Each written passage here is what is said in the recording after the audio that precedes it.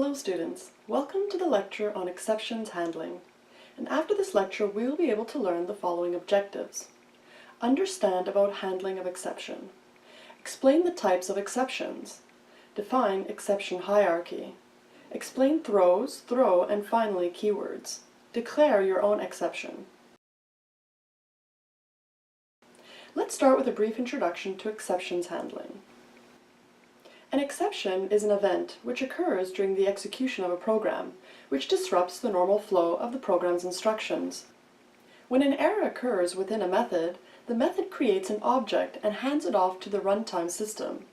The object, called an exception object, contains information about the error, including its type and the state of the program when the error occurred. Creating an exception object and handing it to the runtime system is called throwing an exception. After a method throws an exception, the runtime system attempts to find something to handle it. The set of possible something to handle the exception is the ordered list of methods that had been cancelled to get the method where the error occurred. The list of methods is known as the call stack. Now we will discuss about the handling of exception. The exception handling is one of the powerful mechanisms provided in Java. It provides the mechanism to handle the runtime errors so that normal flow of the application can be maintained. In Java, exception is an event that disrupts the normal flow of the program. It is an object which is thrown at runtime. A program should be able to handle error situations that might occur at runtime. Error situations can be divided into two main categories. 1. Programming errors. For example, using an invalid index to access an array element, attempting to divide by 0, calling a method with illegal arguments, or using a reference with a null value to access members of an object. 2. Runtime environment errors. For example, opening a file that does not exist, a read or write error when using a file, or a network connection going down unexpectedly. So let us discuss about the exceptions. An exception is an abnormal condition in which normal execution of the code gets hampered. So it's a special situation where the virtual machine will not be able to take any decision in terms of proceeding ahead with the code. Look at an simple example. I have a division method in which I'm accepting two arguments of double type and I'm dividing A with B. So if you pass a normal value for A and if you pass 0 as value for B, what happens is that the result here is going to be infinite, and you cannot represent an infinite value in programming. So what happens here is that the virtual machine will throw an exception called arithmetic exception. So with this exception, the application gets halted and the execution will totally get stopped. So these are kind of exceptional situations where JVM will not be able to proceed ahead with the execution. So these are called exceptional situations and exceptions will be thrown. So you should understand that exceptions only occur at the runtime, so they don't occur at the compile time at all. And as part of exception handling, we'll be looking at the keywords try, catch, finally, throw, and throws keywords. So if you look at the exception hierarchy as just with any other object which does not extend any other class, object is the supermost class. As we know, object is the supermost class for all the classes that are declared in the Java. And then throwable is the class which is the superclass for all the exceptions.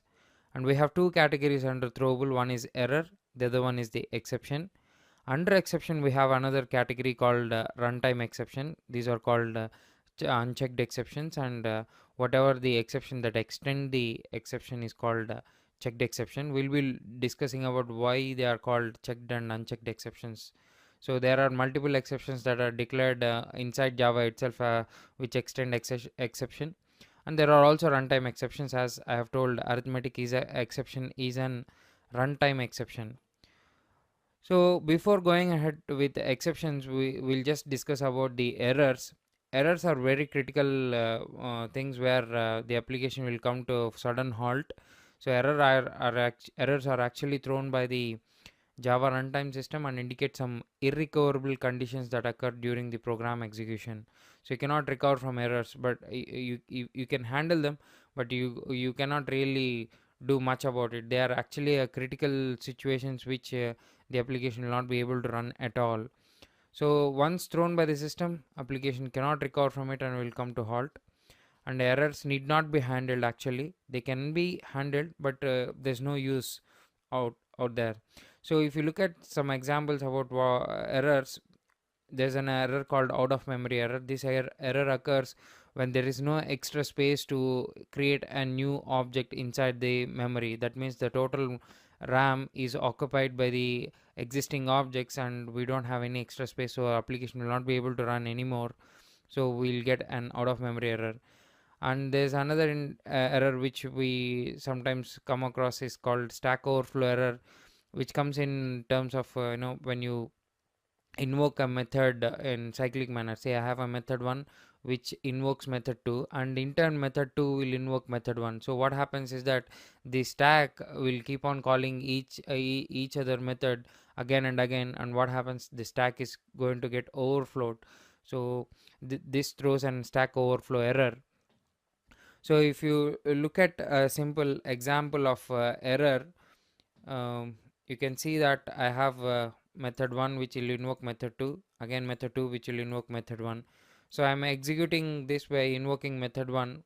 So each method is calling the other method. So we are going to get the error something like this. So you can see an error is being thrown. Here you can see that stack overflow error has been thrown. So this is a very critical error.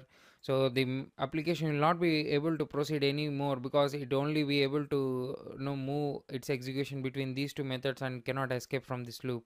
So that's the reason why this error is being created.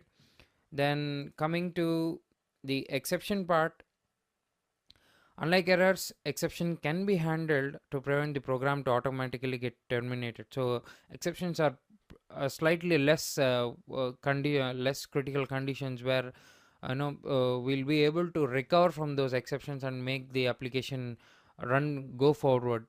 So we'll be able to tell to JVM to take out a decision or choose a particular block as based on the exception that occurs, and tell it to proceed with that kind of flow. So exceptions can be handled using try and catch blocks. Using try-catch. The first step in constructing an exception handler is to enclose the code that might throw an exception within a try block. In general, a try block looks like as shown on the screen. Catching multiple exceptions. In Java SE7 and later, a single catch block can handle more than one type of exception. This feature can reduce code duplication and lessen the temptation to catch an overly broad exception. In the catch clause, specify the types of exceptions that block can handle, and separate each exception type with a vertical bar as shown on the screen. Rethrowing exceptions with more inclusive type checking. The Java SE7 compiler performs more precise analysis of rethrown exceptions than earlier releases of Java SE. This enables one to specify more specific exception types in the throws clause of a method declaration. Look at the example shown on the screen.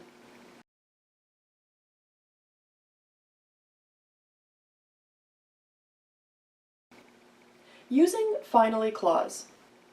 As the Java virtual machine executes the bytecodes that represent a Java program, it may exit a block of code, the statements between two matching curly braces, in one of several ways. For one, the JVM simply could execute past the closing curly brace of the block of code. Or it could encounter a break, continue, or return statement that causes it to jump out of the block of code from somewhere in the middle of the block. Finally, an exception could be thrown that causes the JVM either to jump to a matching catch clause, or, if there is not a matching catch clause, to terminate the thread. To use a try finally clause, enclose in a try block the code that has multiple exit points. Put in a finally block the code that must happen no matter how the try block is exited. Look at the screen for an example of how to use the finally clause.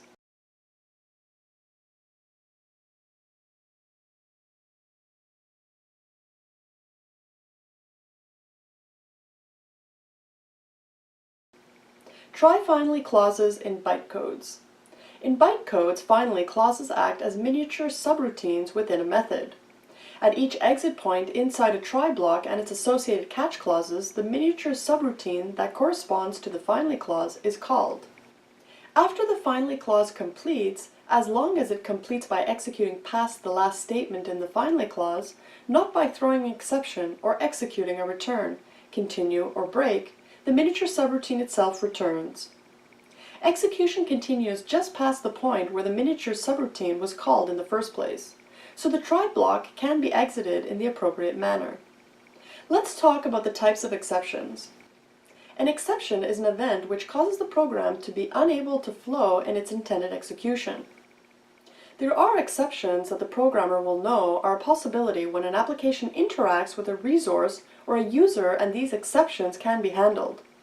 Unfortunately, there are exceptions the programmer cannot control or simply overlooks.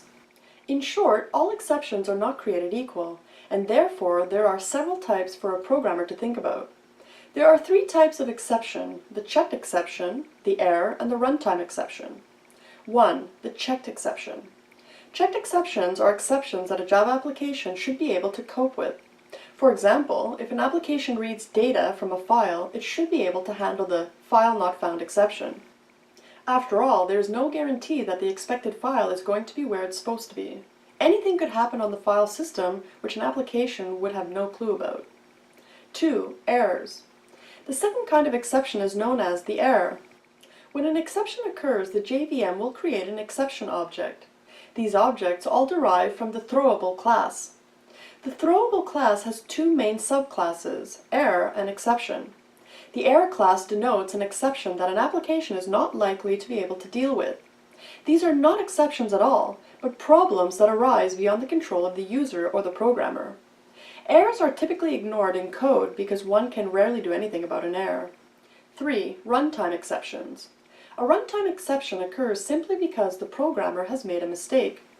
One has written the code, it all looks good to the compiler, and when one goes to run the code, it falls over because it tried to access an element of an array that does not exist, or a logic error caused a method to be called with a null value. Throwing exceptions. To throw an exception, one simply uses the throw keyword with an object reference, as shown on screen. The type of the reference must be throwable or one of its subclasses.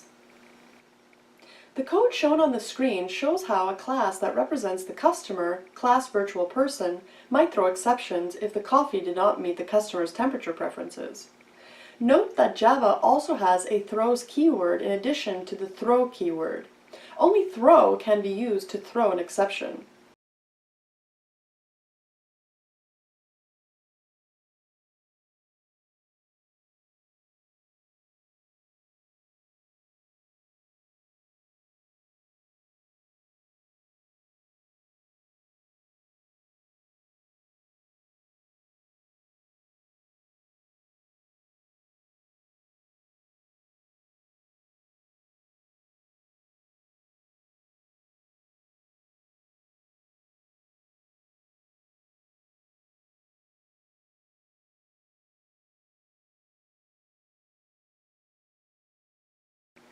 Writing exception subclasses.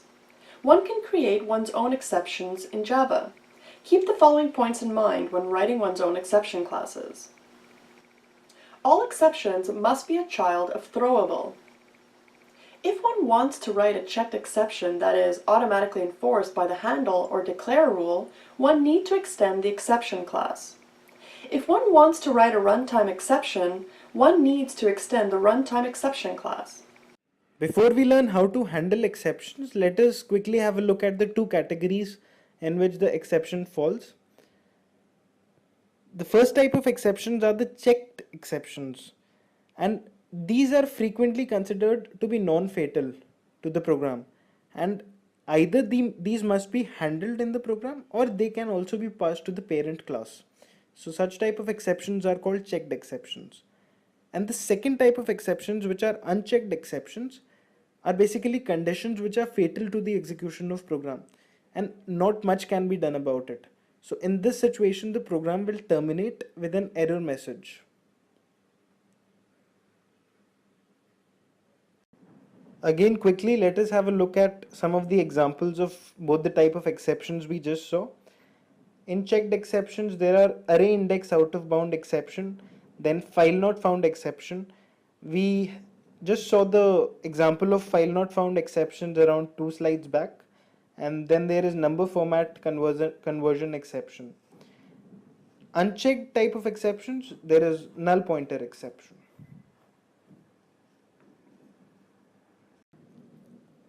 Now coming to the most important part, the part where we learn to handle exceptions, the part where we learn what exception handling is. What happens when you throw a ball? Somebody catches it, right? So similar is the case with an exception. When a part of the code throws an exception, you have to catch it. And hence there is this try and catch mechanism. And there is this throws clause, which we will discuss in detail. So for any code that throws a checked exception, an exception is thrown. So either it can be handled by catching it, or it can also be passed to the parent class, which we will see. So just remember that when an exception is thrown, you catch the exception. And the code where the exception might occur is written in try. So in detail, this is how the try and catch mechanism works. The code is placed inside the ball starting with the keyword try. So where you know exceptions might occur, the code will placed inside the block try. And when the code triggers an exception, then we have to catch the exception. And there is this block starting with the catch keyword. So as soon as an exception occurs, the flow of the program is passed to the block which is started by the catch keyword. And this catch block is written just after the try block. So if and when an exception arises, this exception is handled by the block which is starting by the catch keyword, which is written just below the try block. We'll just have a look at that. This is the code which we saw in the previous example. Now notice that it is written inside the try block. So at a point when exception occurs, the flow of the code is passed to the block where we have written catch. And this is the type of exception which it might catch. Here we have input output exception. I said in the previous slide that a file not found exception can occur. So we can also write file not found exception here. So when the code is running, so let's say this line run properly, and while the code was executing, at the fourth point when I equal to 4, an exception occurred. So at that point, flow of the program here will stop and it will go to catch. Remember that in the previous case the program would terminate because of an exception, but in this case we are catching an exception, and then we can do whatever we plan to do with the exception. And hence in this case we just plan to print a message that we have caught the input output exception, or it could have been the file not found exception too. We saw previously that two things can be done when an exception occurs. Either you can handle the exception, and the other thing is that you can throw the exception. So we saw that using the try and catch mechanism you can handle the exception. But now suppose say you want to pass the exception to the parent class, and you will do the same by using the throws keyword. In this way the method will throw the exception and it will be passed up the chain to the parent exception. And this is how you write basically throws. It just says after your method declaration that it throws the input output exception. And when an exception occurs in the code, it is not handled by try and catch, whereas it is passed to the parent class. Now we will discuss about the exception hierarchy. An exception is a problem that arises during the execution of a program. An exception can occur for many different reasons. A user has entered invalid data. A file that needs to be opened cannot be found. A network connection has been lost in the middle of communications, or the JVM has run out of memory. When designing exception hierarchies for an API or application, it is a good idea to create a base exception for that API or application.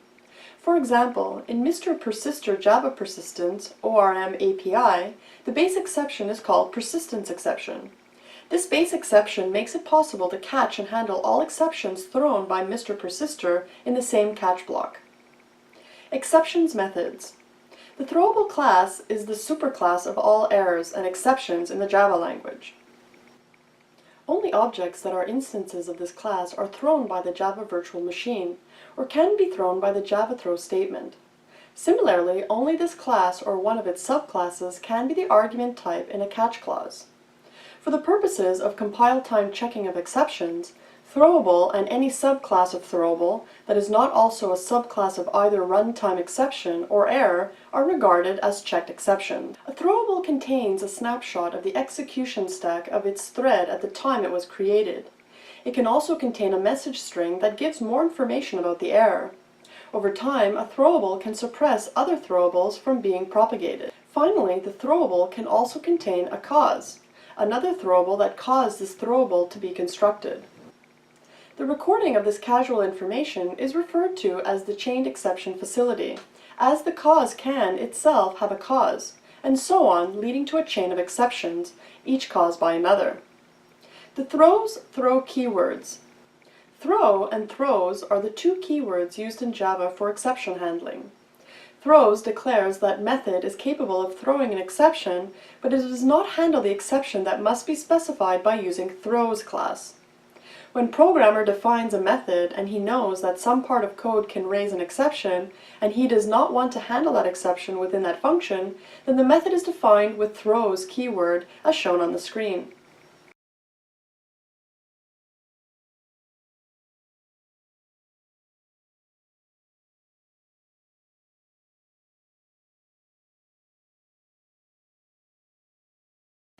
Throw keyword does not work to throw an exception. When a user-defined exception is to be raised, throw keyword is used. Throw keyword is mostly used to throw the exception to raise user-defined exception. Example, if user defines its own exception by extending the exception class, then that exception can be raised by only using throw keyword. Throw keyword should be defined in either try catch block, or the method should be defined using throws keyword. The finally keyword. When exceptions are thrown, execution in a method takes a rather abrupt, non-linear path that alters the normal flow through the method. Depending upon how the method is coded, it is even possible for an exception to cause the method to return prematurely. This could be a problem in some methods. For example, if a method opens a file upon entry and closes it upon exit, then one will not want the code that closes the file to be bypassed by the exception handling mechanism. The finally keyword is designed to address this contingency. Now let us learn how to declare our own exception. Sometimes it is required to develop meaningful exceptions based on application requirements. One can create one's own exceptions by extending exception class. One might be surprised to know that creating one's own exception is as easy, if not easier, than any other occasion where one would extend a superclass. The steps are simple. Realize a situation where creating your own exception would be a benefit. Name your class the name you want your exception to be known as. Make a decision on what exception to subclass checked or unchecked. Throw it. Examples in code.